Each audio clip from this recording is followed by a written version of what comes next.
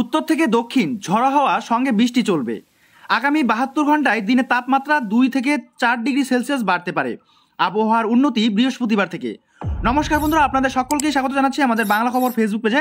বন্ধুরা, এই মুহূর্তে পশ্চিমবাংলায় কোন কোন জেলায় ভারী বৃষ্টিপাত এবং কোন কোন জেলায় হতে চলেছে বজ্র বিদ্যুৎ সহ বৃষ্টিপাত এবং কোথায় কোথায় তাপমাত্রা বৃদ্ধি পাবে, আসুন জেনে নেওয়া যাক আজকের এই ভিডিওর মাধ্যমে।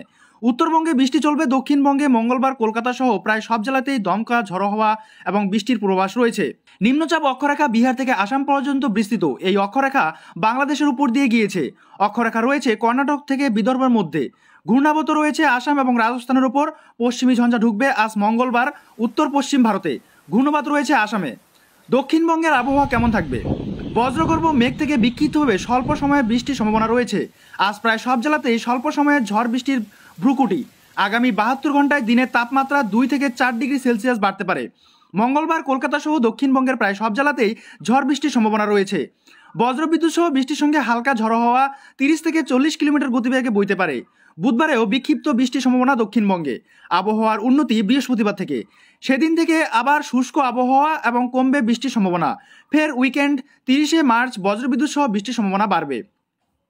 আজ উত্তরবঙ্গের আবহাওয়া কেমন রয়েছে? পশ্চিমী ঝঞ্ঝার প্রভাবে বৃষ্টি হতে পারে উত্তরবঙ্গে। মূলত বজ্রবিদ্যুৎ সহ হালকা থেকে মাঝারি বৃষ্টির সম্ভাবনা রয়েছে। দার্জিলিং, কালিম্পং, আলিপুরদুয়ার, কোচবিহার ও জলপাইগুড়ি জেলাতে বৃষ্টির সম্ভাবনা বেশি।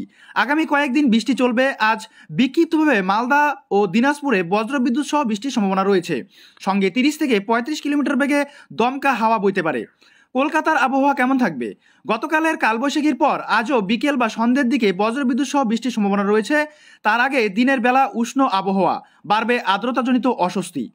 পরিসংখ্যান বলছে কালবৈশাখীর হাত ধরে কাল রাতের তাপমাত্রা ২৫.৭ থেকে কমে ২২.৭ ডিগ্রি হয়েছে। গতকাল দিনের তাপমাত্রা ৩৩.৬ ডিগ্রি থেকে বেড়ে ৩৪ ডিগ্রি হয়েছে।